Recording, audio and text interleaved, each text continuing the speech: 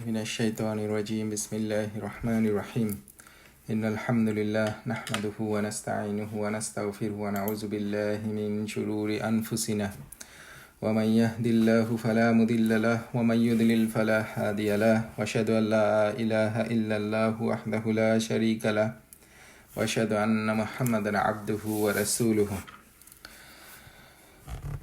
আমরা নবী পাক সাল্লাল্লাহু আলাইহি ওয়াসাল্লামের সিরাতের আজকে নবুয়ত প্রাপ্তি সম্পর্কে ইনশাআল্লাহ আলোচনা করব।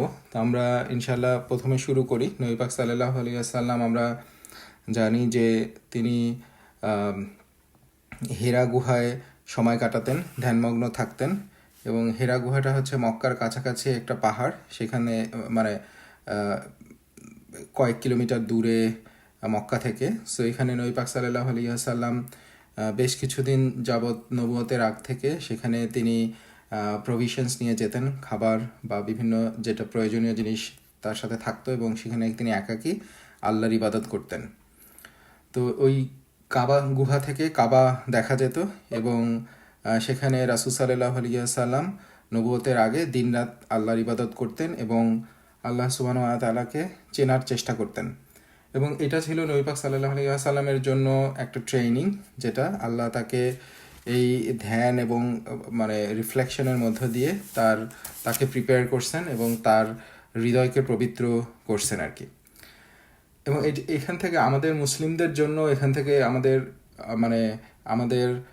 মানে কালবের জন্য ইম্পর্ট্যান্ট যে ধ্যানমগ্ন থাকা, জিকির করা, একাকিত্বে সময় কাটানো বিভিন্ন সময়। এই জন্যই আমাদের ইবাদতের মধ্যেও সুন্নাতের মধ্যেও আমরা এই জিনিসগুলো দেখতে পারবো যে বিভিন্ন সময় আমাদের এই জিকিরগুলো করার দিকে তাগাদা দেওয়া হয়েছে। কারণ ইভেন একটা বড় উপকারিতা হচ্ছে কিয়ামুল লাইলের, যেখানে আসলে একাকিত্বে আল্লাহর ইবাদত করা যায় যখন আলটিমেটলি সবাই ঘুমাচ্ছে বা মানে সব কিছু নির্জন অবস্থায় আছে।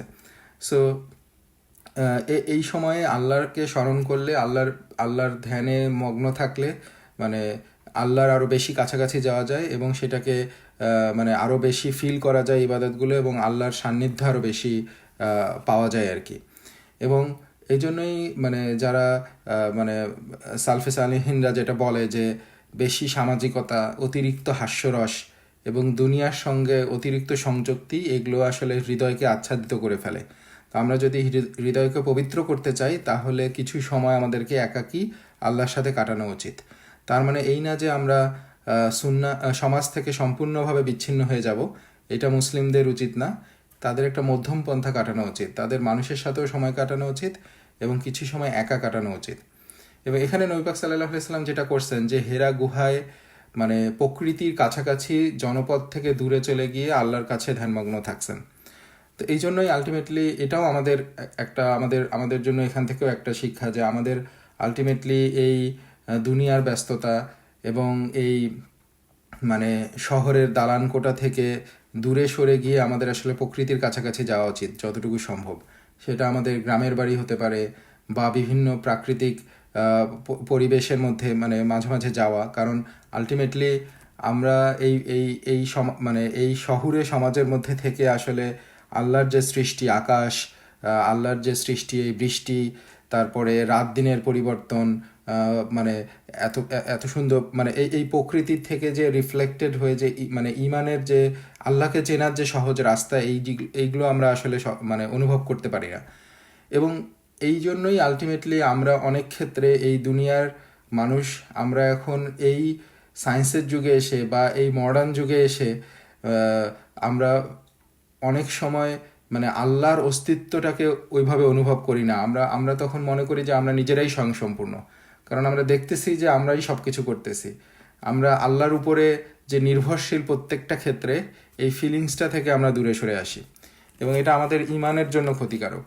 এই জন্য আলটিমেটলি প্রকৃতির কাছে যাওয়া এবং আমরা যদি কোরআনের দিকে তাকাই, আল্লাহ তাআলা বারবার তার যখন সৃষ্টির কথা বলছেন, তার যখন মানে সত্যতার কথা বলছেন, তার যখন অস্তিত্বের কথা বলছেন এবং তিনি যে সত্য এটা আমাদেরকে বুঝাইতে চাইছেন, তখন তিনি অনেক ক্ষেত্রে এই তার সৃষ্টিগুলোর কথা উল্লেখ করছেন, আকাশের কথা উল্লেখ করছেন, সূর্যের কথা উল্লেখ করছেন, দিন রাতের পরিবর্তনের কথা উল্লেখ করছেন, বৃষ্টির কথা উল্লেখ করছেন, গাছগাছালির কথা উল্লেখ করছেন। তার মানে এগুলো যখন আমরা এগুলো নিয়ে কন্টেমপ্লেট করব, এগুলোর কাছাকাছি যাব, এগুলো নিয়ে গবেষণা করব, চিন্তা করব, তখন আমরা আসলে আল্লাহর অস্তিত্ব আরও বেশি করে অনুভব করতে পারবো। তো যাই হোক, নবী পাক সাল্লাল্লাহু আলাইহি ওয়াসাল্লামের এই ধ্যানের মানে হেরা গুহায় আল্লাহর সান্নিধ্য পাওয়ার এই প্রচেষ্টার এক পর্যায়ে নবী পাক সাল্লাল্লাহু আলাইহি ওয়াসাল্লামের কাছে জিবরিল আলাইহিস সালাম আল্লাহর নির্দেশে আসেন এবং তিনি নবী পাক সাল্লাল্লাহু আলাইহি ওয়াসাল্লামের কাছে এসে তাকে মানে মানে প্রথম মানে যে আয়াতটা কোরআনে নিয়ে আসেন বা প্রথম যে বক্তব্যটা নিয়ে আসেন আল্লাহর বাণী, সেটা হচ্ছে ইকরা, তার প্রতি তো তাকে বলা হয় যে অর্থাৎ পাঠ করো। তো জিবরিল আলাইহিস সালাম নবী পাক সাল্লাল্লাহু আলাইহি ওয়াসাল্লামের কাছে আসেন এবং তাকে বলেন ইকরা, অর্থাৎ পাঠ করো। তো এই ইকরা শব্দটা দুইটা অর্থ আছে, একটা হচ্ছে পড়া এবং আরেকটা হচ্ছে তিলাওয়াত করা। তো নবী পাক সাল্লাল্লাহু আলাইহি ওয়াসাল্লামের কাছে এই অবস্থায় অর্থটা হচ্ছে তিলাওয়াত করা, কারণ নবী পাক সাল্লাল্লাহু আলাইহি ওয়াসাল্লাম উত্তর দিলেন যে আমি পড়তে পারি না। তো উনি যখন বললেন আমি পড়তে পারি না, তখন জিবরিল আলাইহিস সালাম তাকে জড়িয়ে ধরলেন এবং শক্ত করে চেপে ধরলেন, তারপর ছেড়ে দিয়ে আবার বললেন ইকরা। মুহাম্মদ সাল্লাল্লাহু আলাইহি ওয়াসাল্লাম আবার বললেন আমি পড়তে পারি না। এরপর জিবরিল আলাইহিস সালাম দ্বিতীয়বার তাকে শক্ত করে ধরলেন এবং আবার বললেন ইকরা। এভাবে 3 বার তিনি চাপ দিয়ে ধরলেন এবং জিবরিল আলাইহিস সালাম তখন কুরআনের প্রথম আয়াতগুলো তার কাছে তেলাওয়াত করলেন, যেটা হচ্ছে সূরা আলাকের প্রথম আয়াতগুলো, ইকরা বিসমি রাব্বিকাল্লাযী খালাক, খালাকাল ইনসানা মিন আলাক, ইকরা ওয়া রাব্বুকাল আকরাম আল্লাযী আল্লামা বিল কলম। তো আল্লামাল ইনসানা মা লাম ইয়ালাম। তো পাঠ করো তোমার সেই প্রভুর নামে যিনি সৃষ্টি করেছেন মানুষকে জমাট রক্তপিণ্ড থেকে। পাঠ করো তার মানে তোমার প্রভু মহান দাতা, যিনি কলমের দ্বারা শিক্ষা দিয়েছেন, মানুষকে শিক্ষা দিয়েছেন যা সে জানত না। তো এইভাবে নবী পাক সাল্লাল্লাহু আলাইহি ওয়াসাল্লামের কাছে প্রথম নবুয়তের বাণীগুলো নিয়ে মানে প্রথম কোরআনের বাণীগুলো নিয়ে আসে জিবরিল আলাইহিস সালাম, এবং এটাই হচ্ছে তার নবুয়ত প্রাপ্তির প্রথম ঘটনা, মানে নবুয়ত প্রাপ্তির ঘটনা।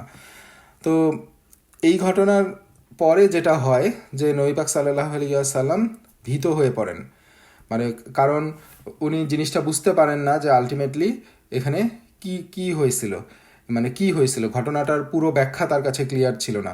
এবং নবী পাক সাল্লাল্লাহু আলাইহি ওয়াসাল্লাম পার্সোনালি জিন, তারপরে জাদু, সর্সারি এইসব ব্যাপার খুবই অপছন্দ করতেন এবং তিনি মানে আশঙ্কা করে বসলেন যে তার সাথে এরকম কিছু হচ্ছে কিনা, এটাকে তিনি খুব অপছন্দ করেন এবং আলটিমেটলি উনি এই পুরো ঘটনাটাতে প্রচণ্ড ভীত হয়ে পড়েন এবং উনি দ্রুত মানে ঘরে ফিরে যান এবং খাদিজা রাদিয়াল্লাহু তাআলা আনহার কাছে বলেন যে আমাকে কাপড় দিয়ে জড়িয়ে দাও এবং আমাকে ঢেকে দাও, এবং তিনি কাঁপছিলেন এবং ঠান্ডা অনুভব করছিলেন। তো খাদিজা রাদিয়াল্লাহু তাআলা আনহা তাকে ঢেকে দিলেন এবং তখন মুহাম্মদ সাল্লাল্লাহু আলাইহি ওয়াসাল্লাম খাদিজা রাদিয়াল্লাহু তাআলা আনহার কাছে পুরো ঘটনাটা ব্যাখ্যা করলেন। তো পুরো ঘটনাটা শোনার পরে ডেফিনেটলি খাদিজা রাদিয়াল্লাহু তাআলা আনহার কাছেও জিনিসটা ক্লিয়ার না, তবে তার কাছে এটা ক্লিয়ার যে আল্লাহ তাআলা তাকে কখনো ত্যাগ করবেন না, এবং এই জন্যই আমরা জানি যে খাদিজা রাদিয়াল্লাহু তাআলা আনহা বলছিলেন যে আল্লাহ সুবহানাহু ওয়া তাআলা কখনো আপনাকে ত্যাগ করবেন না, আপনি সৎ, অভাবগ্রস্তদের সহায়তা করেন, দরিদ্রদের সাহায্য করেন, অতিথিদের প্রতি আপনি উদার, আপনার সঙ্গে যেটা ঘটছে সেটা আসলে শয়তান হইতে পারে না। এবং এইভাবেই আসলে এখান থেকেও একটা মানে আমাদের কাছে এই জিনিসটা মানে প্রতীয়মান হয় যে নবী পাক সাল্লাল্লাহু আলাইহি ওয়াসাল্লাম নবুয়তের আগ পর্যন্ত কিভাবে সবার কাছে গ্রহণযোগ্য ছিলেন, কিভাবে তিনি সমাজের জন্য কল্যাণকর ছিলেন, কিভাবে তিনি তার সামাজিক দায়িত্বগুলো পালন করতেন, এবং তিনি দৃষ্টান্ত স্বরূপ ছিলেন। এবং তিনি এতটাই এইসব ব্যাপারে দৃষ্টান্ত স্বরূপ ছিলেন যে তার এই কর্মগুলোর কথা উল্লেখ করে খাদিজা রাদিয়াল্লাহু তাআলা আনহু কনফিডেন্টলি তাকে বলছেন যে আল্লাহ সুবহানাহু ওয়া তাআলা তাকে কখনোই শয়তানের দ্বারা প্রভাবিত করবেন না, যেটা ঘটছে এটা শয়তানের পক্ষ থেকে না, নিশ্চয়ই আল্লাহ সুবহানাহু ওয়া তাআলার পক্ষ থেকে ভালো কিছু। তো তা এখন কনফার্মেশনের জন্য খাদিজা রাদিয়াল্লাহু তাআলা আনহা যেটা করেন, তাকে তার মানে চাচা বা চাচাতো ভাই, বিভিন্ন বর্ণনায় আসছে, সেটা হচ্ছে আমরা জানি যে ওয়ারাকা ইবন নওফেল তার কাছে নিয়ে যান। এবং আমরা এর আগের দিন আলোচনা করছিলাম ওয়ারাকা বিন নওফেল উনি হচ্ছেন খ্রিস্টান ধর্মে দীক্ষিত ছিলেন এবং যিনি সত্য ধর্মের উপরে তার পাণ্ডিত্য ছিল এবং প্রতিষ্ঠিত ছিলেন। তো তিনি তখন এবং তার কাছে বাইবেলের কিছু পাণ্ডুলিপি ছিল এবং তিনি সেটা অধ্যয়ন করতেন, এবং নবী পাক সাল্লাল্লাহু আলাইহি ওয়াসাল্লাম শেষ নবীর আগমন বা এই নবুয়তের ইতিহাস এইসব সম্পর্কে তার জ্ঞান ছিল। তো ওয়ারাকা বিন নওফেল উনি পুরোটা শুনে তিনি যেটা বললেন যে এটি সেই মহান ফেরেস্তা জিবরিল যিনি মূসা আলাইহিসসালামের উপর অবতীর্ণ হয়েছিলেন। তো এইটা এখানেও একটা ইন্টারেস্টিং পয়েন্ট, আমরা গতদিন আলোচনা করতেছিলাম যে বাইবেলের কিছু দৃষ্টান্তে বলা আছে যে শেষ যে নবী আসবে সে হচ্ছে মূসা আলাইহিসসালামের সদৃশ একজন নবী তার মানে মানে আসবে আর কি। তো তারা খ্রিস্টানরা বলে যে এটা হচ্ছে ঈসা আলাইহিসসালাম, কিন্তু আমরা দেখছি যে ঈসা আলাইহিসসালামের থেকে নবী পাক সাল্লাল্লাহু আলাইহি ওয়াসাল্লাম এবং মূসা আলাইহিসসালামের সাদৃশ্য বেশি। এবং এইখানে আমরা দেখতে পাচ্ছি যে ওয়ারাকা যখন এটা শুনছেন, শুনে উনি প্রথমে বলেন নাই যে এটা ঈসা আলাইহিসসালামের প্রতি যে অবতীর্ণ, সে আসলে বলছে কোরিলেট করছেন ওই মূসা আলাইহিসসালামের উপরে, কারণ তাদের ওই জ্ঞানগুলো ছিল, তারা জানতো যে মূসা আলাইহিসসালামের উপরে যে আসছে সেই একই জিবরিল আলাইহিসসালাম শেষ নবীর উপরেও আসবে। তো উনি ওই ওই জিনিসটা কোরিলেট করছিলেন আর কি। তো এভাবে আলটিমেটলি যেটা হয়, এরপর ওয়ারাকা বিন নওফেল একটা মানে মানে মানে এমন কিছু কথা বলেন যেটা নবী পাক সাল্লাল্লাহু আলাইহি ওয়াসাল্লামকে খুবই আশ্চর্যান্বিত করে। কীরকম মানে উনি যেটা বলছিলেন যে হায় আমি যদি তখন তরুণ হতাম তখন তোমার জাতি তোমাকে তোমার আচ্ছা মানে ওনাকে যেটা বলেন যে তোমার জাতি তোমাকে তোমার ভূমি থেকে বিতাড়িত করবে। তো উনি আফসোস করছিলেন যে এই সময় যদি আমি তরুণ হইতাম তাহলে আমি তোমার এই ধর্মটাকে আমি স্বীকার করতাম বা তোমার এই তোমার প্রতি আমি ঈমান আনতাম, কিন্তু তখন উনি আলটিমেটলি মৃত্যু অবস্থার মধ্যে চলে গেছে। এবং আমরা জানি যে নবী পাক সাল্লাল্লাহু আলাইহি ওয়াসাল্লাম ধর্ম প্রচার করার আগেই, দাওয়াতের আগেই উনি মৃত্যুবরণ করেন আর কি। তো যখন তাকে বলছিল যে তোমার জাতি তোমাকে তোমার ভূমি থেকে বিতাড়িত করবে, সো এই পয়েন্টটা তার কাছে খুবই বিস্ময়ের ছিল নবী পাক সাল্লাল্লাহু আলাইহি ওয়াসাল্লামের কাছে। কারণ নবী পাক সাল্লাল্লাহু আলাইহি ওয়াসাল্লাম তখন জিজ্ঞাসা করছিলেন যে তারা কি আমাকে আমার ভূমি থেকে বিতাড়িত করবে, কিভাবে তা সম্ভব? তো এইটা নবী পাক সাল্লাল্লাহু আলাইহি ওয়াসাল্লাম কেন এই ধরনের কোশ্চেন করছিলেন এটা খুব সহজেই বোঝা যায়। কারণ নবী পাক সাল্লাল্লাহু আলাইহি ওয়াসাল্লাম হচ্ছেন মক্কার সবচেয়ে প্রিয়, শ্রদ্ধেয় এবং সম্মানিত ব্যক্তি ছিলেন। এবং আমরা জানি তাকে মক্কার কুরাইশরা কিভাবে প্রেইজ করত, তাকে পছন্দ করত, তাকে সম্মানিত করত। এবং নট অনলি দ্যাট, তিনি মানে সবচেয়ে মর্যাদাপূর্ণ যে বংশ বানি হাশিম সেই বংশের সন্তান ছিলেন, তার সাথে কারো কোনো বিবাদ ছিল না। হ্যাঁ, এবং এই জন্য আলটিমেটলি এবং এর সাথে সাথে মক্কার যে সামাজিক অবস্থা ছিল সেটা হচ্ছে ট্রাইবাল সিস্টেম। এখানে কেউ কাউকে তার স্বজাতিরা কখনো কাউকে বিতাড়িত করে না, এবং এটা ছিল তাদের সামাজিক প্রথার একটা অংশ যে সবাই তার স্বজাতির মানে মেম্বারদেরকে প্রোটেক্ট করবে। তো এই ধরনের একটা পরিবেশের মধ্যে বা নবী পাক সাল্লাল্লাহু আলাইহি ওয়াসাল্লামের কাছে এই জিনিসটা যে তাকে তার স্বজনরা তার ভূমি থেকে বিতাড়িত করবে, এই এই মেসেজটা তার জন্য খুবই বিস্ময়ের ছিল আর কি। তো ওয়ারাকা ইবন নওফেল রাসূল সাল্লাল্লাহু আলাইহি ওয়াসাল্লাম যখন এটা কোশ্চেন করেন তখন বলেন যে যে কেউ তার জাতিকে এমন বার্তা দিয়েছে তাদের জাতি অবশ্যই তাকে তার ভূমি থেকে বের করে দিয়েছে এবং তার শত্রু হয়েছে। সো ওয়ারাকা বিন নওফেল তিনি জ্ঞানী ব্যক্তি ছিলেন এবং তিনি ইতিহাসও জানতেন, এবং তিনি এটা খুব ভালোভাবেই জানতেন যে এবং যখনই সত্যের সাথে মিথ্যা সংঘর্ষ হবে, যখনই মিথ্যার মধ্যে এই সত্যের বাণীগুলো আসবে, তখনই আলটিমেটলি তার সে মুহাম্মদ সাল্লাল্লাহু আলাইহি ওয়াসাল্লাম তার জাতির কাছে যতই প্রিয় ব্যক্তি হন, তিনি যতই শ্রদ্ধার ব্যক্তি হন, তিনি যতই শ্রেষ্ঠ বংশের হন না কেন, যখনই তিনি ইসলামের দিকে আহ্বান জানাবেন তখনই তার এই বিরোধিতা শুরু হবে। এবং এটাই হচ্ছে হক এবং বাতিলের মধ্যে চিরচারিত দ্বন্দ্ব। এবং এইটা নবী পাক সাল্লাল্লাহু আলাইহি ওয়াসাল্লামের কাছে যেভাবে আমরা দেখছি তার পরবর্তী জীবনে অল্প সময়ের মধ্যেই প্রতিফলিত হয়েছে এবং তাকে মক্কা থেকে বিতাড়িত করা হয়েছে। এবং এইটাই মানে নবী পাক সাল্লাল্লাহু আলাইহি ওয়াসাল্লামের জন্য প্রথম মেসেজ ছিল তার প্রিপারেশনের জন্য, যে আলটিমেটলি তার সামনে কি ঘটতে যাচ্ছে।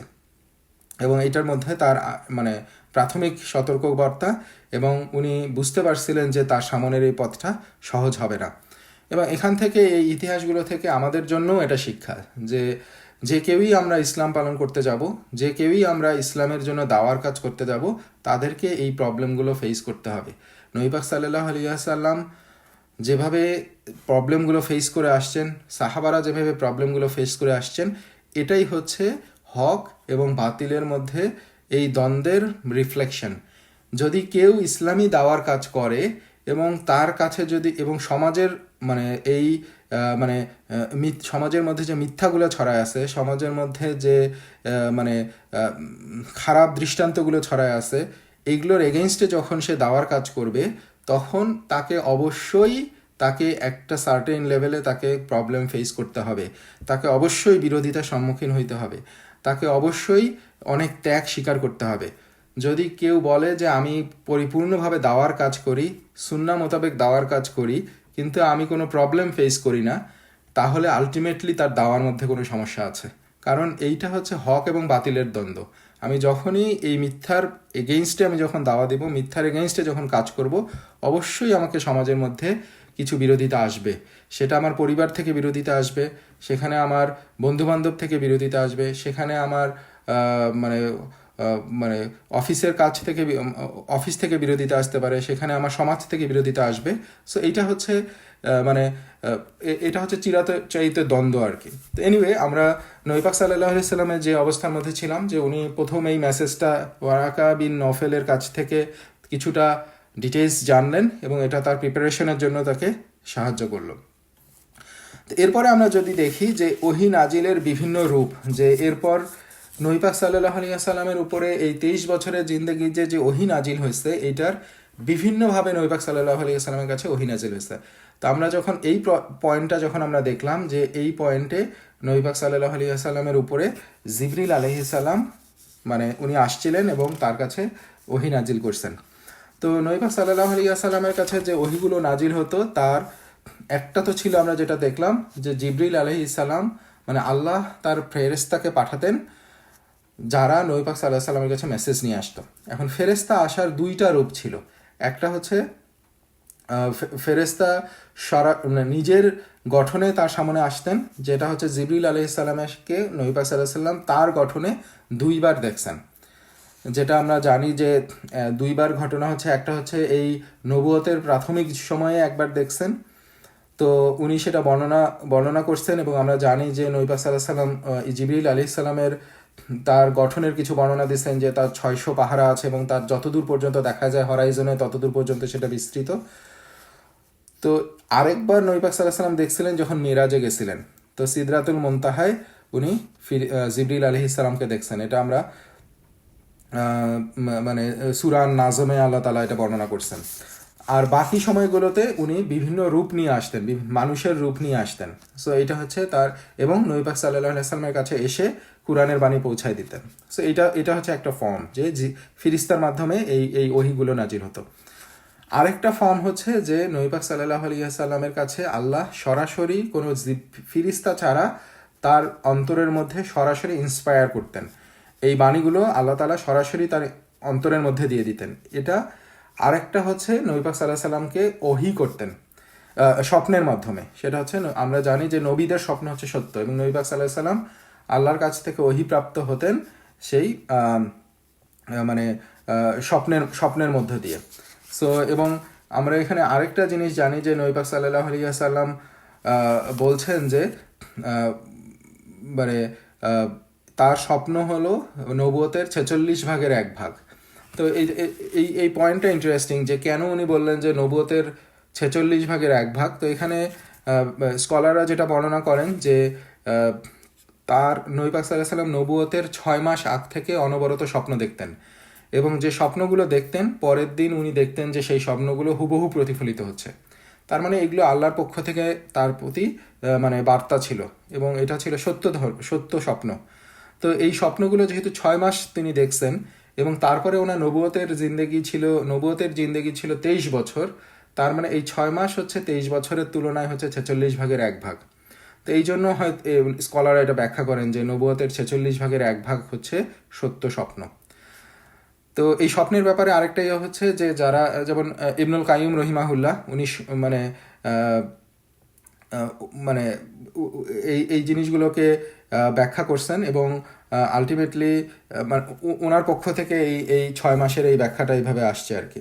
তো আলটিমেটলি এটা হচ্ছে আরেকটা ওয়ে যেভাবে নবী পাক সাল্লাল্লাহু আলাইহি ওয়াসাল্লামের কাছে ওহী নাজিল হতো। আর লাস্ট আরেকটা ওয়ে ছিল, সেটা হচ্ছে যে নবী পাক সাল্লাল্লাহু আলাইহি ওয়াসাল্লামের কে আল্লাহ তাআলা সরাসরি তার সাথে কথা বলছেন ওহি। সেটা আমরা জানি যে মিরাজের সময় এই ঘটনাটা ঘটছে, যেখানে আল্লাহ সুবহানাহু ওয়া তাআলা নবী পাক সাল্লাল্লাহু আলাইহি সাল্লামের কাছে তার কাছে নিয়ে গেছেন। তো এবং তাদের পর্দার আড়াল থেকে নবী পাক সাল্লাল্লাহু আলাইহি সাল্লামের সাথে সরাসরি আল্লাহ তাআলা কথা বলছেন, এবং সেখানে আমরা জানি যে তিনি আল্লাহর কাছ থেকে বিভিন্ন ওহী প্রাপ্ত হয়েছেন এবং বিশেষ করে নামাজের ব্যাপারে উনি নির্দেশনা পাইছেন। সো এইটা হচ্ছে আরেকটা ফর্ম যেখানে নবী পাক সাল্লাল্লাহু আলাইহি সাল্লামের সাথে আল্লাহ তাআলা সরাসরি কথা বলে তার বার্তা পৌঁছায় দিয়েছেন, তার নির্দেশগুলো পৌঁছায় দিয়েছেন। তো আমরা আবার ফিরে যাই যে আমরা প্রথম দিকের যে আমরা দেখলাম যে নবী পাক সাল্লাল্লাহু আলাইহি সাল্লামের কাছে যে নাজিল হয়েছে সেটা হচ্ছে ইকরা। তো এইটা হচ্ছে প্রথম, তার মানে সূরা আলাকের এই প্রথম যে 5 আয়াত এটা হচ্ছে প্রথম নাজিলকৃত আয়াত। তো এরপরে কোন আয়াত নাজিল হয়েছে সেটাতে যাওয়ার আগে আমরা জাস্ট এই পয়েন্টটাতে একটু আলোচনা করা এবং আমাদের জন্য কি কি ইনফরমেশন আছে এটা আমরা একটু বোঝার চেষ্টা করি। যে আল্লাহ তাআলা কোরআনে যে প্রথম আয়াতটা বলছেন ইকরা, এর অর্থ হচ্ছে আমাদের জন্য হচ্ছে পড়া, শেখা, গবেষণা করা, জ্ঞান অর্জন করা। নবী পাক সাল্লাল্লাহু আলাইহি সাল্লামের জন্য ছিল এটা তিলাওয়াত করা, কারণ নবী পাক সাল্লাল্লাহু আলাইহি সাল্লাম মানে তার জন্য আসলে পড়ার কোনো প্রয়োজন ছিল না। এবং এটা কারণ নবী পাক সাল্লাল্লাহু আলাইহি সাল্লাম আল্লাহ যে বাণী তার কাছে পৌঁছাইছেন এটা উনি তিলাওয়াত করছেন এবং এখান থেকে উনি শিক্ষা লাভ করছেন। তার জন্য পড়া এবং শেখার কোনো প্রয়োজন নাই, কারণ তার শিক্ষক হচ্ছেন স্বয়ং আল্লাহ সুবহানাহু ওয়া তাআলা সরাসরি অথবা জিবরিল আলাইহিস সালামের মাধ্যমে। তার মানে তাকে আসলে অন্য কোনো রিসোর্স থেকে পড়ে শিক্ষা নেওয়ার কোনো প্রয়োজন নাই। এবং এইটা আল্লাহ তাআলার পূর্ব নির্ধারিত ফয়সালা, কারণ আল্লাহ তাআলা সূরা আনকাবুতে বলছেন যে আর তুমি এর আগে কোনো কিতাব পাঠ করনি এবং তোমার ডান হাতে তা লিখনি, যদি তা করতে তবে মিথ্যাবাদীরা সন্দেহ করার সুযোগ পেত। সো আল্লাহ তাআলা তার দিনকে প্রতিষ্ঠিত করার জন্য এই ওয়েটা আল্লাহ তাআলার ইচ্ছায় তিনি অবলম্বন করছেন যে তিনি তার মেসেঞ্জারকে নিরক্ষর রাখছেন। এবং এটার কারণও আল্লাহ তাআলা বর্ণনা করে দিচ্ছেন যে যাতে যারা সন্দেহবাদী তারা সন্দেহ পোষণ করে না বলে যে সে লিখতে পারে, পড়তে পারে এবং সে এগুলো অন্য কিতাব থেকে কপি করতেছে। তো আলটিমেটলি এটা নবী পাক সাল্লাল্লাহু আলাইহি ওয়াসাল্লামের কাছে কোনো সুযোগই নাই, কারণ তিনি এর আগে কখনো কিতাবও পাঠ করেন নাই এবং তিনি নিরক্ষর ছিলেন, লিখতে এবং পড়তে জানতেন না। তো এখন যেটা আমরা ছিলাম যে ইকরা শব্দটার অর্থ তাহলে নবী পাক সাল্লাল্লাহু আলাইহি ওয়াসাল্লামের জন্য তিলাওয়াত করা। তিনি জিবরিল আলাইহিস সালাম যেটা বলছেন উনি সেটা হুবহু পুনরাবৃত্তি করবেন, পাঠ করবেন, তিলাওয়াত করবেন এবং পুনরাবৃত্তি করবেন, এবং এর মধ্য দিয়ে উনি আল্লাহর পক্ষ থেকে সেই জ্ঞান লাভ করবেন এবং আমাদের কাছে সেটা পৌঁছায় যাবে। আর আমাদের জন্য হচ্ছে মানে এটার অর্থ হচ্ছে জ্ঞান লাভ করা, পড়া, শিখা, গবেষণা করা। হ্যাঁ, তো এবং এইটা আমাদের এই একটা ওয়ার্ড ইকরা, এইটার মধ্য দিয়ে যে মুসলিম উম্মার মধ্যে যে মানে মানে আমরা যদি মুসলিম উম্মার পিছনের দিকে দেখি তাদের জ্ঞান অর্জনের ক্ষেত্রে কতটা সহায়ক ছিল এবং তাদেরকে কিভাবে উৎসাহিত করা হয়েছে, এবং এই উম্মাহ হচ্ছে একটা জ্ঞান ভিত্তিক উম্মাহ, এইটার রিফ্লেকশন আমরা দেখতে পারি। এবং ইসলাম সবসময় আলটিমেটলি এই জন্য জ্ঞান অর্জন করার জন্য তাগাদা দেয়। এবং আল্লাহ তাআলা এটাই কোরআনে মেনশন করছেন যে যে যে যে যে জানে এবং যে জানে না তারা তো আসলে সিমিলার হইতে পারে না। তার মানে যার জ্ঞান আছে এবং যার জ্ঞান নাই সে আলটিমেটলি কখনোই আল্লাহর দৃষ্টিতে সমান না, সে কখনোই আসলে আল্লাহকে সঠিকভাবে চিনবে না। সো এবং আমরা জানি যে কিছু কিছু ধর্মে বা কিছু কিছু ভ্রান্ত ধর্মে মানুষকে জ্ঞান থেকে দূরে রাখা হয়, কারণ মানুষ যখন ক্লিয়ার মেসেজ পেয়ে যাবে, মানুষ যখন জ্ঞানী হয়ে যাবে তখন আলটিমেটলি সে সত্যটা বুঝতে পারে। সো ইসলাম আসলে এমফেসাইজ করে ইকরা, যত বেশি পড়া যায়, যত বেশি জানা যায়, কারণ এই যত বেশি জানা যাবে এবং যত বেশি পড়া যাবে তার মধ্য দিয়ে আসলে আল্লাহকে তত বেশি চেনা যাবে, তত বেশি হিকমাগুলো জানা যাবে, তত বেশি এই এই মানে মানে আল্লাহর কাছাকাছি এবং সত্যের কাছাকাছি যাওয়া যাবে। এবং এইটা যে এতটাই গুরুত্বপূর্ণ এটা তো আমরা বুঝতে পারতেছি যে প্রথম ওয়ার্ডটাই আমাদেরকে বলা হয়েছে পড়ার জন্য। এবং আমরা দেখতে পারি যে বদরের যুদ্ধে, যখন আমরা সামনে আরও দেখবো আরও ডিটেলস, যে বদরের যুদ্ধে যে যুদ্ধবন্দীগুলো আসছিল তাদেরকে নবী পাক সাল্লাল্লাহু আলাইহি ওয়াসাল্লাম মানে কিছু কাফেরদেরকে তাদের মুক্তিপণ হিসেবে ধার্য করে দিয়েছিলেন যে তারা 10 জন মুসলিমকে পড়তে শিখাবে, যদি তারা 10 জন মুসলিমকে পড়তে শিখায় তাদেরকে মুক্তি দেওয়া হবে। সো এইভাবেই আসলে ইসলাম হচ্ছে জ্ঞানের গুরুত্বকে সর্বোচ্চ মর্যাদা দিচ্ছে আর কি। তো যেটা আমরা আলোচনা করতেছিলাম যে এই উম্মাহ সেটা হচ্ছে একটা জ্ঞানভিত্তিক উম্মাহ, এটা হচ্ছে একটা শিক্ষিত জাতি। এবং আমরা যদি পিছনের দিকে তাকাই, এই উম্মাহ কিভাবে তাদের মানে মানে যে স্কলারগুলোকে প্রডিউস করছে, এইটা আসলে ইতিহাসে বিরল। যে এবং মুসলিমরা জ্ঞানের দিক থেকে যেভাবে পুরা ওয়ার্ল্ডকে সামনের দিকে আগায় নিয়ে গেছে, আমরা যখন রেনেসার কথা বলি, আমরা যদি তখন স্পেনের দিকে বা ইউরোপিয়ান সমাজে মানে ইউরোপে যখন আলটিমেটলি অন্ধকার যুগ চলতেছে, যখন মানুষ ধর্ম থেকে বের হয়ে এসে খ্রিস্টান ধর্ম থেকে মুক্তি পাওয়ার জন্য আন্দোলন করতেছে, এই তাদের এই ভ্রান্ত আকিদা বা ভ্রান্ত বিশ্বাসগুলো যখন তাদেরকে অন্ধকারের দিকে নিয়ে যাচ্ছে, তখন আমরা দেখছি সেখানে ইসলামী জাগরণ, ইসলামী জ্ঞানভিত্তিক জাগরণ কিভাবে আগায় আসছে। জ্ঞান বিজ্ঞানের ক্ষেত্রে, চিকিৎসা শাস্ত্রে, মানে রসায়ন শাস্ত্রে, ম্যাথমেটিক্সে, মানে আমরা জ্ঞানের ফিলোসফিতে, জ্ঞানের যে কোনো শাখায় উল্লেখ করি না কেন, আমরা দেখব যে মুসলিমরাই দুনিয়াকে লিড দিছে এবং কিভাবে তারা আলটিমেটলি এই দুনিয়ার মধ্যে আলো ছড়াইছে। বাট খুবই ফ্রাস্ট্রেশনের জায়গা হচ্ছে যে দুর্ভাগ্যবশত আমরা আজকে আমাদের যে সালফে সালেহিনরা আছে, আমাদের যে পূর্বসূরীরা আছে, যারা শত শত বছর ধরে ইসলামের এই সিলসিলা বা ইসলামের এই জ্ঞান ভিত্তিক জাগরণ দিয়ে এই মুসলিম সমাজকে এবং এই দুনিয়াকে আগায় নিয়ে গেছে, আমরা কিছু শতাব্দী থেকে আমরা দেখতেছি যে আমরা আলটিমেটলি এই দায়িত্ব থেকে পিছায় পড়ছি। আল্লাহ যে আমাদেরকে বলছেন ইকরা, জ্ঞান অর্জন করতে, আমরা আলটিমেটলি এই অধ্যয়নের ধারা থেকে দূরে সরে আসছি। এবং এই জন্যই আলটিমেটলি আমরা আজকে, এটা একটা বড় কারণ যে আমরা আলটিমেটলি আমাদের হিউমিলিয়েশনের জায়গায় চলে গেছি।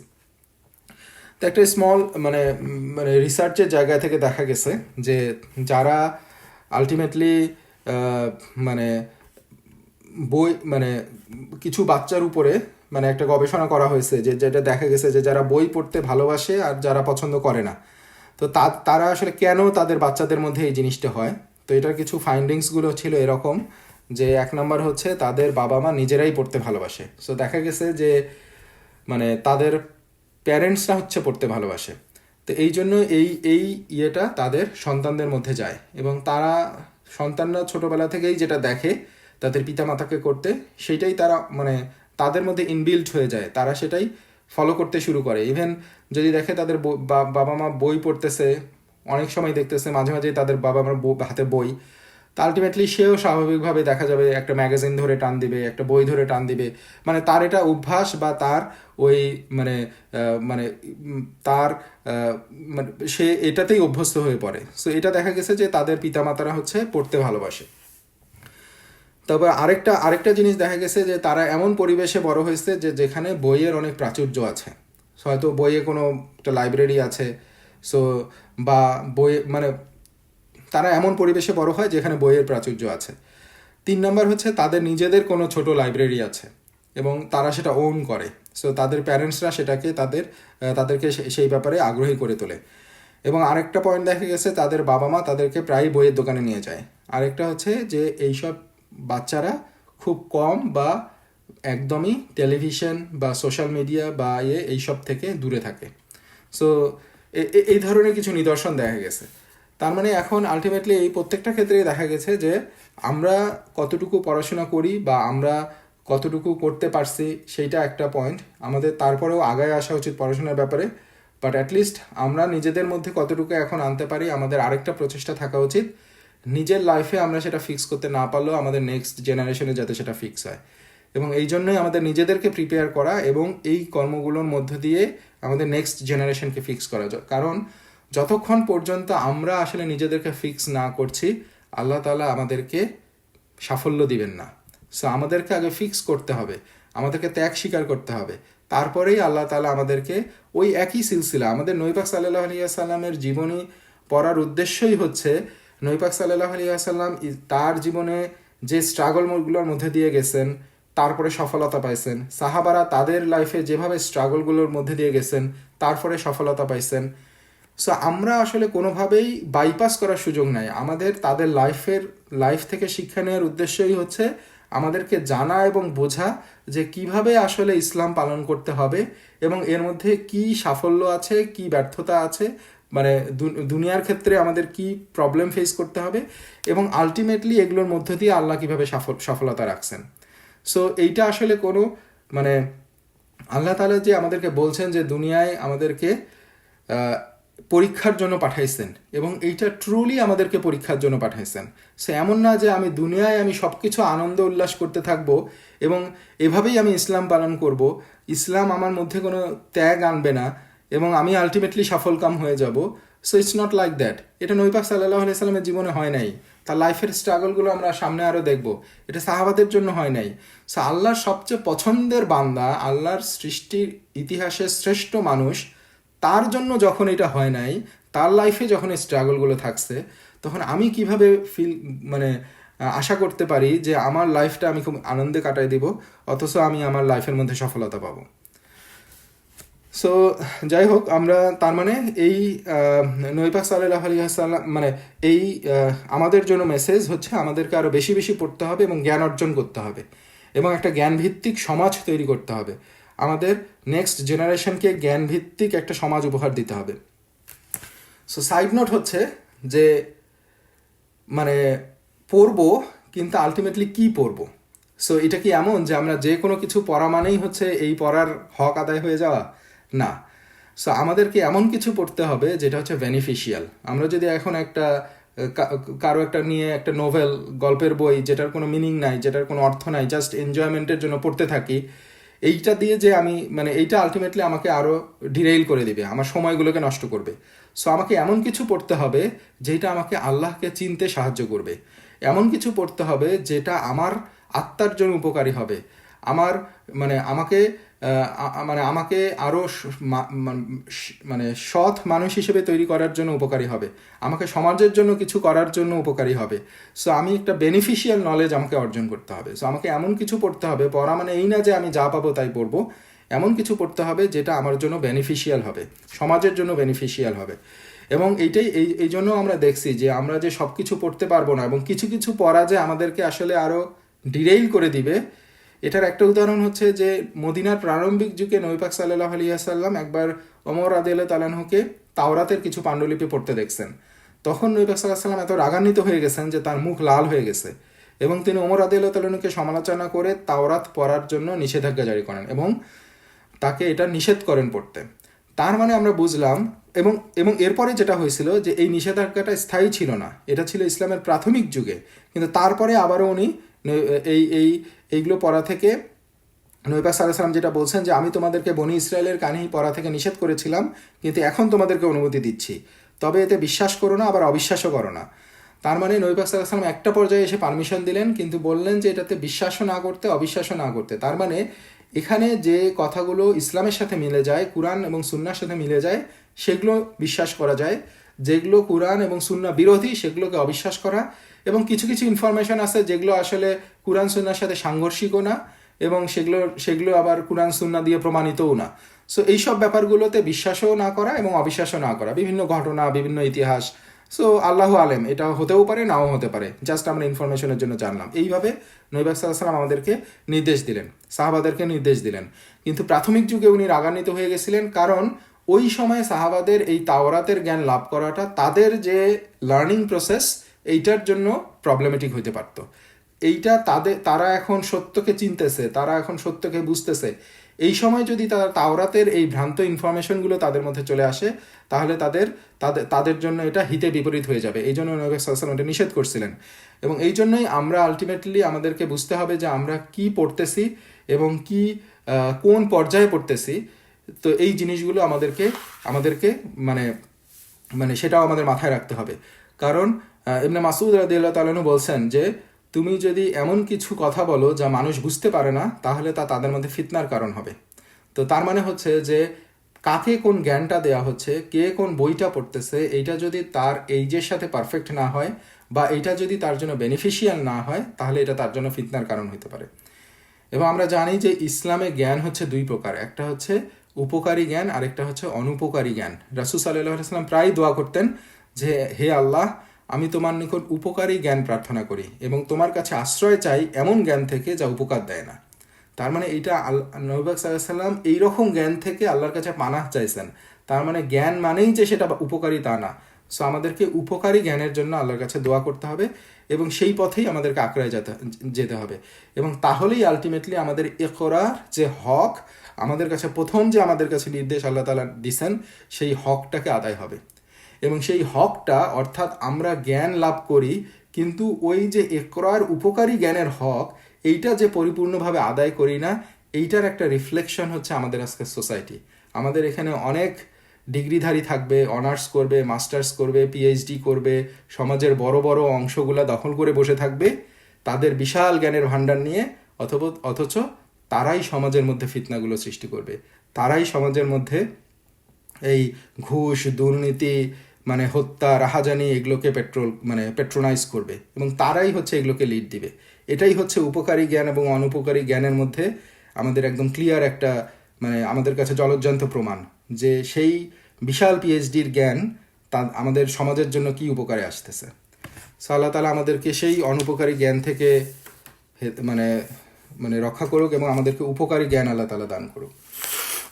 তো এটাই ছিল আলটিমেটলি প্রথম মেসেজ আমাদের জন্য। এখন এরপরে কোন আয়াতগুলো আমাদের কাছে আসছে সেইটা নিয়ে স্কলারদের মধ্যে কিছুটা মানে মানে মতপার্থক্য আছে। বাট যেটা হচ্ছে যে এরপরের যে দুইটা সূরা আসে কিছু অংশ, একটা হচ্ছে মুজাম্মেল আর একটা হচ্ছে সূরা মুদ্দাসসির।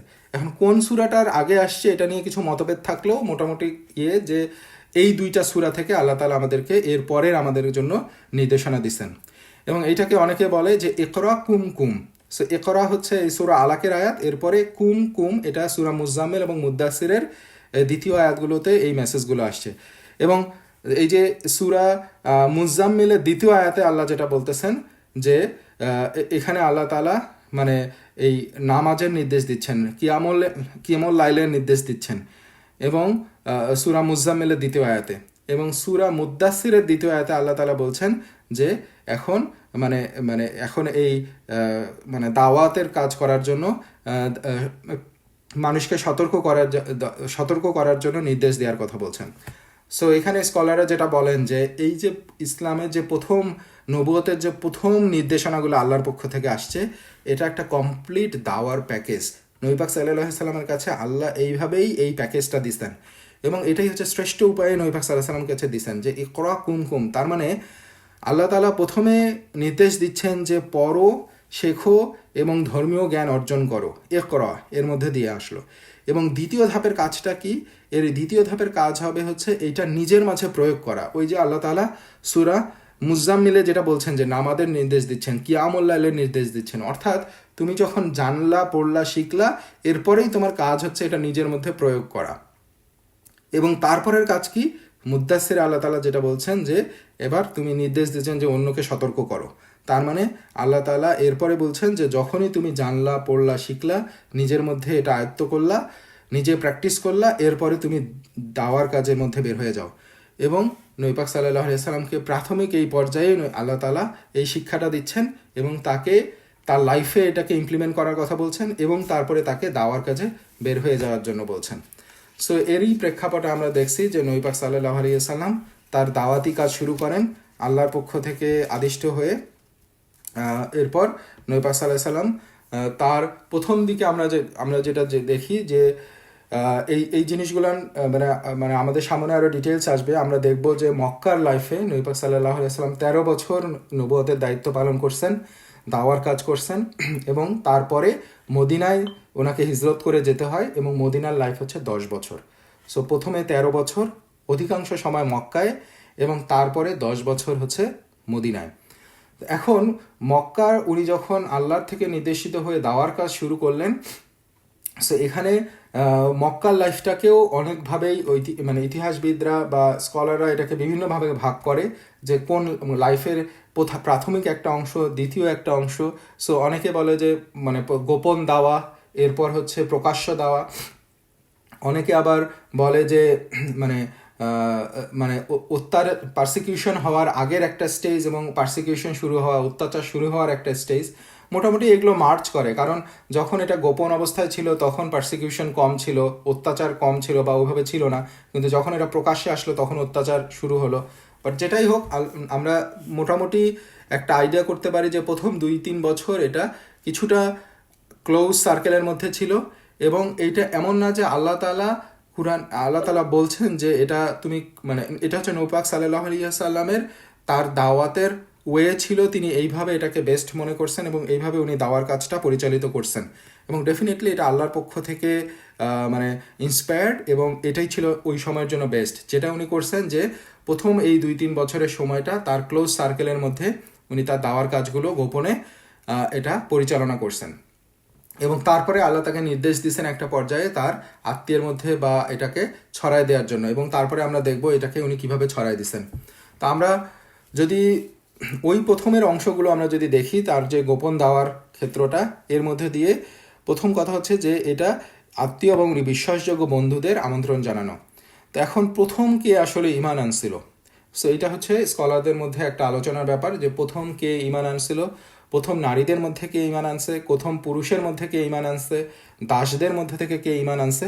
তো আমরা এগুলোর দিকে যাব, বাট কনসলিডেশনটা হচ্ছে এরকম যে সবার মানে এটাই মোটামুটি প্রসিদ্ধ মত যে সবার মধ্যে প্রথম ঈমান আনছেন হচ্ছে খাদিজা রাদিয়াল্লাহু তাআলা আনহা। তো এই প্রথম ব্যক্তি যে নবী পাক সাল্লাল্লাহু আলাইহি ওয়াসাল্লামের কাছে ঈমান আনছেন। তো এটা আসলে একটা অ্যামেজিং মানে তার জন্য একটা মানে এটা আমাদের এটা একটা অ্যামেজিং এই জন্য যে কে আসলে প্রথম ঈমান আনলো, তার মানে তার আসলে একটা বিশেষ একটা তার জন্য এটা একটা মানে তিনি নিশ্চয়ই বিশেষ কেউ ছিলেন, কারণ আল্লাহ তাআলা তাকে এই বিশেষ কিছু বৈশিষ্ট্যের জন্য আল্লাহ তাআলা তাকে এই গুরুত্বটা দান করছেন এবং তাকে এই মর্যাদাটা দান করছেন। এখন কথা হচ্ছে যে ইনি ইতিহাসের এই শ্রেষ্ঠতম নারীদের একজন উনি কেন হলেন, কিভাবে হলেন, এইখানেই আমাদের কন্টেমপ্লেশনের কিছু জায়গা, যে আমাদের বুঝতে হবে যে আমরা শ্রেষ্ঠ যদি হইতে চাই তাহলে আমাদের কি করা উচিত। তো এইটা কি তার কর্মজীবনের মধ্য দিয়ে উনি শ্রেষ্ঠ হয়েছেন, যে তার ভালো বিজনেস ছিল এই জন্য, নাকি উনি অনেক জ্ঞানী ছিলেন, এই জ্ঞান তাকে তার এই মর্যাদায় নিয়ে আসছে। তো আমরা যদি এটা নিয়ে আমরা কিছুটা আলোচনা করছিলাম এর আগেও, আমরা যদি আজকেও হালকা একটু আলোকপাত করি যে শ্রেষ্ঠ নারীরা হচ্ছেন 4 জন, খাদিজা রাদিয়াল্লাহু তাআলা আনহা, ফাতিমা রাদিয়াল্লাহু তাআলা আনহা, মারিয়াম আলাইহিস সালাম এবং আসিয়া। সো এই 4 জন হচ্ছেন শ্রেষ্ঠ নারীদের অন্তর্ভুক্ত। তো এই শ্রেষ্ঠ 4 নারীর মধ্যে কিছু বৈশিষ্ট্য ছিল যেটা হচ্ছে অভিন্ন। সো প্রথমে কি, তাদের হৃদয় ছিল গভীরভাবে, তাদের হৃদয় ছিল ঈমান, ইয়াকিন ছিল তাদের। সো তাদের মানে ঈমান এত বেশি, এটা হচ্ছে শ্রেষ্ঠ পর্যায়, ঈমানের শ্রেষ্ঠ পর্যায় হচ্ছে ইয়াকিন। তার মানে ইয়াকিন হচ্ছে এমন যে আলটিমেটলি মানে যা কিছুই হোক না কেন, ইভেন তাদের চোখের সামনেও যদি আমি কিছু দেখি তাহলে আমি বুঝবো যে এটা আমি ভুল দেখতেছি, মানে যদি সেটা আমার ঈমানের সাথে সাংঘর্ষিক কিছু হয়। তার মানে এমন একটা লেভেলে চলে যাওয়া যেটা হচ্ছে মানে অটল এবং অবিচল ঈমান। তো তারা হচ্ছেন সেই লেভেলের ছিল। এবং আমরা যদি দেখি তাদের ঈমান এই প্রমাণগুলো আসলে কি, যে আসিয়া রাদিয়াল্লাহু তাআলা আনহা তার কথা যদি আমরা উল্লেখ করি, তিনি কে ছিলেন, তিনি ছিলেন ফেরাউনের স্ত্রী, এবং দুনিয়ার মানে তিনি ছিলেন দুনিয়ার ক্ষেত্রে যা পাওয়ার তার শ্রেষ্ঠ উনি পাইছেন, কারণ তখন ফেরাউনের স্ত্রী হিসেবে কি সে শ্রেষ্ঠ মর্যাদা সম্পন্ন, তার ভোগবিলাস পরিপূর্ণ, অঢেল সম্পদ, দাসদাসী, ক্ষমতা, তার স্বামী প্রভাবশালী, সে ফেরাউন। সো তার দুনিয়াতে আর কিছু পাওয়ার ছিল না, অথচ আল্লাহ তাকে দুনিয়াতে এত কিছু দান করছেন, তারপরেও তিনি আল্লাহর কাছে বলতেছেন, যেটা কুরআনে আল্লাহ তাআলা যেটা উল্লেখ করছেন, যে তিনি আল্লাহর কাছে বলতেছেন, হে আমার রব, তোমার কাছে তোমার সান্নিধ্যে জান্নাতে আমার জন্য একটা ঘর বানিয়ে দাও, এবং আমাকে ফেরাউন ও তার কর্ম থেকে রক্ষা করো, এবং জালিম জাতি থেকে রক্ষা করো। তার মানে উনি এত মানে মানে মানে ভোগবিলাসের মধ্যে থেকে উনি আল্লাহর কাছে বলতেছেন যে আমাকে এইসব থেকে রক্ষা করো এবং জান্নাতে আমাকে একটা ঘর বানায় দাও। তার মানে আলটিমেটলি তার ওই ঈমানের লেভেলটা কি পরিমাণে ছিল, যে তাকে দুনিয়ার এই স্বাচ্ছন্দ্য বা দুনিয়ার যে এই ক্ষমতা, দুনিয়ার এই ভোগবিলাস তাকে তার ঈমান থেকে অটল মানে মানে বিচ্যুত করতে পারে নাই। তো এরপরে আরেকটা মিল ছিল যে তারা মানে কোনো উত্তম স্ত্রী অথবা উত্তম মাতা ছিলেন। কি রকম? সো এই বৈশিষ্ট্যতা তাদেরকে এই তাদের সফলতা মানে শীর্ষে নিয়ে গেছে। সো উত্তম স্ত্রী অথবা উত্তম মাতা। সো এখন যদি আমরা এই নারীবাদী সমাজ বা ফেমিনিস্টদের কাছে যদি এটা বলি, তাহলে এটা কখনোই তাদের কাছে গ্রহণযোগ্য হয় না। কিন্তু আমরা যদি দেখি যে আমরা যদি আল্লাহ এবং মানে ইসলামে বিশ্বাস করি, তাহলে আলটিমেটলি এইটাই হচ্ছে আমাদের জন্য শ্রেষ্ঠ এক্সাম্পল, এবং এটাই হচ্ছে আমাদের জন্য শ্রেষ্ঠ মেসেজ এবং শ্রেষ্ঠ মানে অনুকরণীয়। কারণ আমরা যদি দেখি যে আসিয়া এবং মারিয়াম আলহিসাল্লাম তারা দুইজন হচ্ছেন লালন করছেন ঈসা আলাইহিসাল্লাম এবং মুসা আলাইহিসাল্লামকে, তার মানে তারা ছিলেন শ্রেষ্ঠ মা, তারা দুইজন নবীর মা ছিলেন। এবং আমরা যদি দেখি খাদিজা রাদিয়াল্লাহু তাআলা আনহা, তিনি ছিলেন শ্রেষ্ঠ স্ত্রী, কারণ রাসূল সাল্লাল্লাহু আলাইহি সাল্লামকে তিনি প্রত্যেকটা কষ্টে এবং বিভিন্ন পর্যায়ে তিনি মানে সাহচর্য দিচ্ছেন, সহায়তা করছেন। এবং মানে এবং মানে এই তার শ্রেষ্ঠ স্ত্রীর কারণ এই ছিল না যে তিনি একজন সফল ব্যবসায়ী ছিলেন, এইটি তার কারণ ছিল তিনি হচ্ছেন এমন একজন স্ত্রী ছিলেন যিনি নবী পাক সাল্লাল্লাহু আলাইহি সাল্লামকে সবসময় সাহস, সান্ত্বনা এবং সহায়তা দিচ্ছেন। এবং এই জন্যই আমরা দেখছি যে আল্লাহ তাআলা যখন তাকে জান্নাতে ঘরের কথা উল্লেখ করছেন, সেখানে স্পেসিফিক্যালি সেখানে বর্ণনা করা হয়েছে যে সেখানে কোনো ক্লান্তি থাকবে না এবং সেখানে কোনো কোলাহল থাকবে না, কারণ তিনি নবী পাক সাল্লাল্লাহু আলাইহি সাল্লামকে এই ক্লান্তি থেকে সান্ত্বনা দান করছেন, ক্লান্তি থেকে মানে এবং তাকে কোলাহল থেকে দূরে রাখছেন, তাকে নির্জন পরিবেশ দিয়েছেন, তাকে এই মানে এই জন্যই তাকে এটা আল্লাহ তাআলা বিশেষ মর্যাদা মানে সেই জান্নাতের এই ঘর আল্লাহ তাআলা দান করবেন। ফাতিমা রাদিয়াল্লাহু তাআলা আনহার ক্ষেত্রে যদি আমরা কিছুটা আলোকপাত করি, উনিও ছিলেন একজন অসাধারণ স্ত্রী। তো এইটা আসলে আরেকটা হাদিস থেকে আমরা এটার বর্ণনাটা পাই। সেটা কীরকম, যে একবার ফাতিমা রাদিয়াল্লাহু তাআলা আনহা প্রচণ্ড পরিশ্রম করতেন, তাকে ঘরের কাজে অনেক পরিশ্রম করতে হতো, কারণ তার দাসী ছিল না। সো এই জন্য মানে আলী রাদিয়াল্লাহু তাআলা আনহু একবার মানে তারা জানতে পারলেন যে নবী পাক সাল্লাল্লাহু আলাইহি সাল্লামের কাছে কিছু দাসী আসছেন, তারা এটা যুদ্ধলব্ধ হিসেবে বা বিভিন্নভাবে মানে উনি কিছু দাসী পাইছেন যেটা উনি ডিস্ট্রিবিউট করবেন। তখন আলী রাদিয়াল্লাহু তাআলা আনহু ফাতিমা রাদিয়াল্লাহু তাআলা আনহাকে বলছেন যে তুমি যাও এবং তুমি তো অনেক কষ্ট করতেছো, সো তুমি তোমার পিতার কাছে যাও এবং তার কাছে গিয়ে বলো যাতে তোমাকে কাউকে দেয়া হয় তোমাকে সাহায্য করার জন্য। তো তিনি গেছিলেন নবী পাক সাল্লাল্লাহু আলাইহি ওয়াসাল্লামের কাছে, কিন্তু উনি ওটা চাইতে তিনি লজ্জাবোধ করছেন এবং না চেয়ে ফিরে আসছেন। তো তখন মানে যেটা হয়েছিল যে তো নবী পাক সাল্লাল্লাহু আলাইহি ওয়াসাল্লাম একবার, তারপরে যেটা আলী রাদিয়াল্লাহু তাআলা আনহু বর্ণনা করছেন যে নবী পাক সাল্লাল্লাহু আলাইহি ওয়াসাল্লাম একবার তাদের ঘরে আসলেন এবং তখন যখন ঘরে আসলেন তখন নবী পাক সাল্লাল্লাহু আলাইহি ওয়াসাল্লাম তারা দুইজনই তখন শুয়ে পড়ছিল এবং তারা ঘুমানোর প্রিপারেশন নিচ্ছিল। তো যখন তাকে দেখে নবী পাক সাল্লাল্লাহু আলাইহি ওয়াসাল্লাম আসে, তখন তারা উঠার উপক্রম হয়। নবী পাক সাল্লাল্লাহু আলাইহি ওয়াসাল্লাম তাদেরকে যেভাবে আছে তাদেরকে সেভাবেই থাকতে বলেন এবং উনি এসে দুইজনের মাঝখানে বসেন এবং আলী রাদিয়াল্লাহু তাআলা বর্ণনা করতেছেন যে এমনভাবে এসে বসেন যে আমরা দুইজনেই তার শরীরে স্পর্শ পাই। সো এত ক্লোজলি উনি দুইজনের মাঝখানে এসে বসেন এবং তারপরে উনি মানে এবং নবী পাক সাল্লাল্লাহু আলাইহি ওয়াসাল্লাম ফাতিমা রাদিয়াল্লাহু তাআলাকে এতটাই ভালোবাসতেন যে তিনি আমরা জানি যে তার হাদিসে আছে যে ফাতিমা হচ্ছে আমার অংশ, যে তাকে কষ্ট দেয় সে আমাকে কষ্ট দেয়, আর যে তাকে খুশি করে সে আমাকে খুশি করে। এবং ফাতিমা রাদিয়াল্লাহু তাআলা ছিলেন নবী পাক সাল্লাল্লাহু আলাইহি ওয়াসাল্লামের একমাত্র জীবিত সন্তান, মানে যারা জীবিত কন্যা, এবং তার প্রতি তিনি সীমাহীন ভালোবাসা ছিল তার, এবং তিনি চাইতেন যে তার মেয়ের জন্য তিনি সর্বোত্তম যেটা হোক সেটাই করবেন। তো নবী পাক সাল্লাল্লাহু আলাইহি ওয়াসাল্লাম চাইলেই তাকে একটা দাসী দিতে পারতেন, কিন্তু তিনি সেটা তাকে দিলেন না।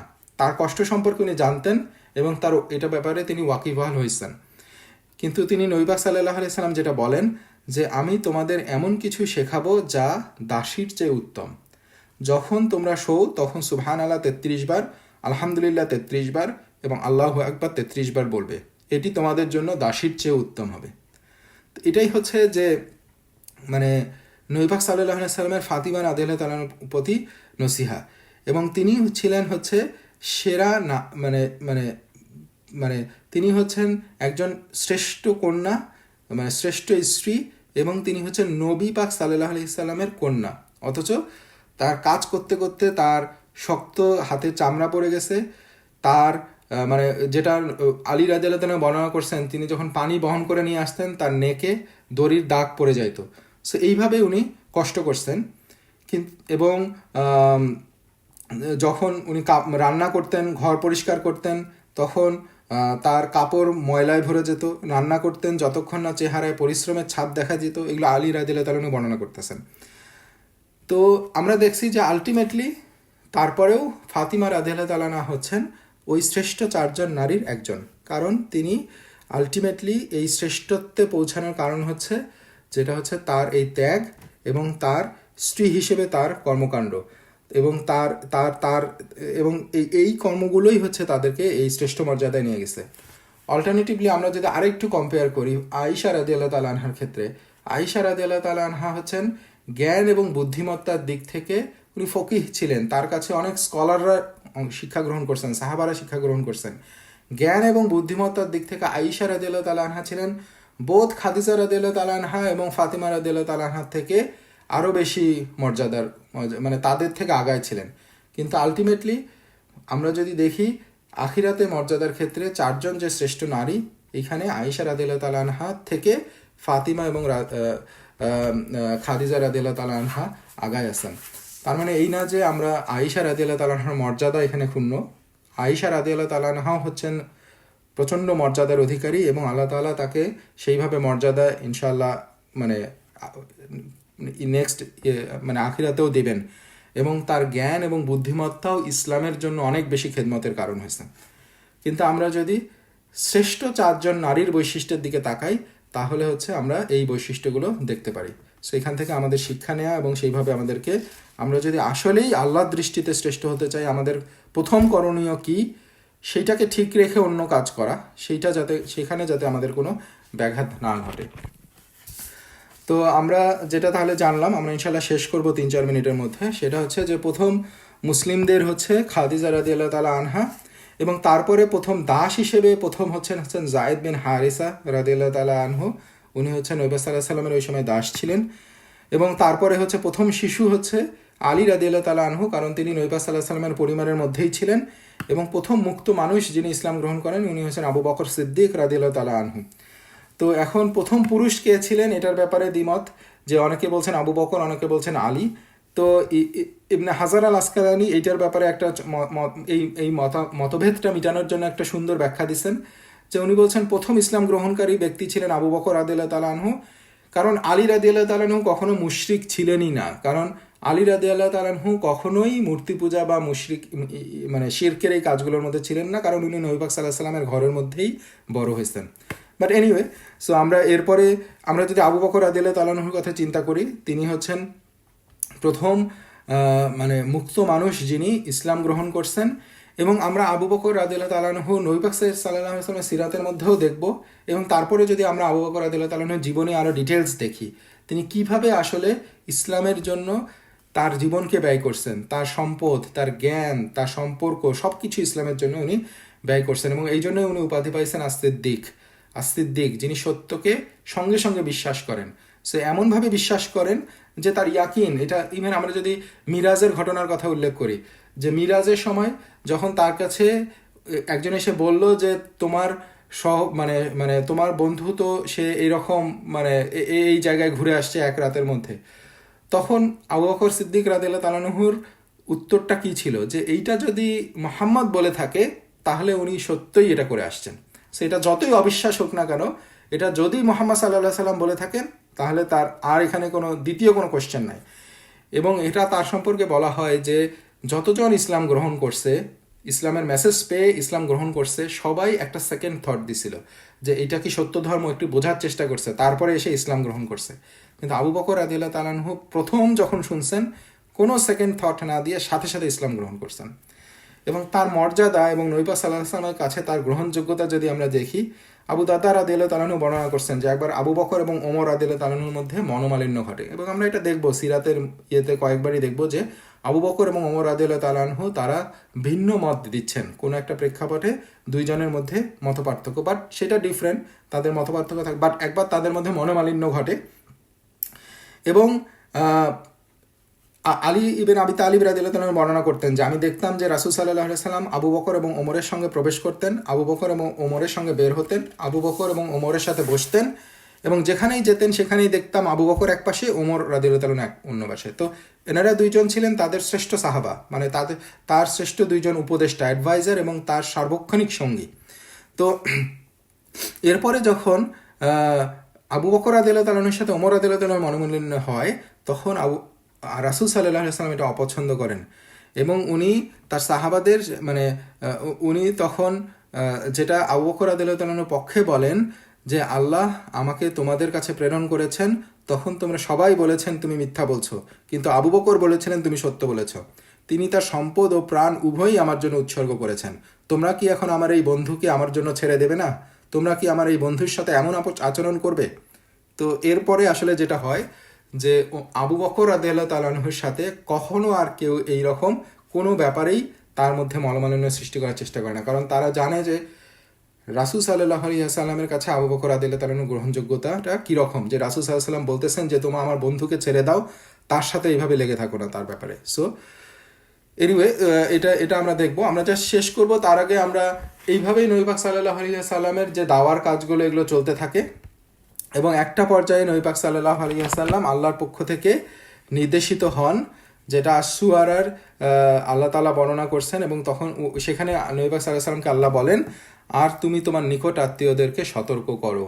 যখন আল্লাহ তাআলার এই নির্দেশ চলে আসে তখন নবী পাক সাল্লাল্লাহু আলাইহি ওয়াসাল্লাম সাথে সাথে প্রকাশ্যে দাওয়া দেওয়ার জন্য বের হয়ে যান এবং সাফা পাহাড়ের উপরে উঠে ঘোষণা করেন ওয়াসুবাহা। মানে এটা হচ্ছে এমন একটা মেসেজ যেটা হচ্ছে একটা জরুরি পরিস্থিতি তাদের মধ্যে ছিল, যে যখনই কোনো জরুরি পরিস্থিতি হতো তখন তারা এইটা দিয়ে তারা মার্কেট প্লেসে বা বিভিন্ন জায়গায় গিয়ে এভাবে তারা এটা মানে ঘোষণা করতে থাকতো। তার মানে সামথিং ভেরি আর্জেন্ট এবং সবাইকে এখানে আসতে হবে। এটা হচ্ছে জাস্ট একটা মানে 10 নম্বর বিপদ সংকেত টাইপের। এবং উনি যখন এভাবে বলতে শুরু করেন তখন সবাই সেখানে একত্রিত হয়, যারা যেতে পারে না তারা তাদের প্রতিনিধিকে পাঠায় এবং রাসূল সাল্লাল্লাহু আলাইহি ওয়াসাল্লাম তখন বলেন যে যদি আমি তোমাদেরকে বলি এই পাহাড়ের পেছনে একটা বাহিনী আছে যারা তোমাদের উপর আক্রমণ করতে যাচ্ছে, তোমরা কি আমার কথা বিশ্বাস করবে? তারা বলল যে আমরা কখনো তোমাকে মিথ্যা বলতে শুনি নাই। রাসূল সাল্লাল্লাহু আলাইহি ওয়াসাল্লাম বলেন আমি তোমাদেরকে সতর্ক করতে এসেছি এক কঠিন শাস্তির ব্যাপারে যা তোমাদের উপর নেমে আসবে যদি তোমরা ঈমান না আনো। তো এইভাবে নবী পাক সাল্লাল্লাহু আলাইহি ওয়াসাল্লাম তাদের কাছে ক্লিয়ার কনসাইজ মেসেজটা পাঠায় দেন, একদম ক্লিয়ার, যে তোমরা যদি তোমাদের এই বিপদ নেমে আসতেছে তোমরা যদি এই ঈমান না আনো। তো এটা যখন উনি দিছিলেন তখন তাদের মধ্যে কি হয়েছিল, তারা আবুল আহাব সে ভাবছিল যে এটা খুবই জরুরি, আসলেই জরুরি, কিন্তু সে এটা ফিল করলো না যে এটা জরুরি এবং সে এমন ক্ষুব্ধ হয়ে গেল এবং সে বলল তোমার আজকের দিনটি বরবাদ হোক, এই জন্যই কি আমাদেরকে ডেকেছ?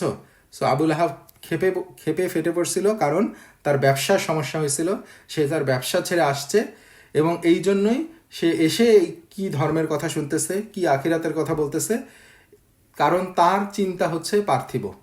এবং আবু লাহাব শুধু আবু লাহাবের রিফ্লেকশন না, আবু লাহাব হচ্ছে আমাদের অনেকেরই রিফ্লেকশন। আমাদের কাছে যখন কেউ ধর্মের কথা নিয়ে আসে তখন আমরা চিন্তা করি এটাতে আমাদের কী লাভ ক্ষতি। হাফ অ্যান আওয়ার, 1 ঘন্টা, মানে দিনে আমি ধর্মের কথা শুনবো, সপ্তাহে আমি 1 ঘন্টা ধর্মের কথা শুনবো, ইভেন মাসে আমি 1 ঘন্টা ধর্মের কথা শুনবো, কোনো মানে স্কলারের কাছে যাব, ওলামাদের কাছে যাব, তারা যখন আমার কাছে আসবে আমি তাদের কাছ থেকে একটু কিছু শুনে উপকৃত হব। আমাদের আসলে এই সময় নাই। আমরা কেউ আমাদের কাছে ধর্মের কথা নিয়ে আসলেই আমরা ফিল করি যে মানে আমরা কমফোর্ট ফিল করি না। সো কারণ কিন্তু আমরা যদি কারোর কাছে যাই, একটা বাড়ি কিনবো, দিনের পর দিন, মাসের পর মাস এগুলো নিয়ে গবেষণা, ইভেন আমরা একটা ফ্রিজ কিনবো, সেটা নিয়েও আমাদের গবেষণা, কোথায় কোন ডিসকাউন্ট চলতেছে, কার ওয়ারেন্টি কত দিচ্ছে।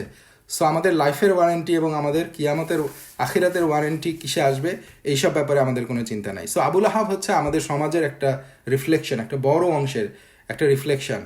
এবং এই জন্যই আল্লাহ সুবহানাহু ওয়া তাআলা তখন এই পরিস্থিতিতেই আবুল আহাবের এই কর্মকাণ্ডের উপর ভিত্তি করে আল্লাহ তাআলা নাজিল করেন সূরা মাসাদে, তাব্বাত ইয়াদা আবি লাহাবিন ওয়া তাব মা আগনা আনহু মালুহু ওয়া মা কাসাব।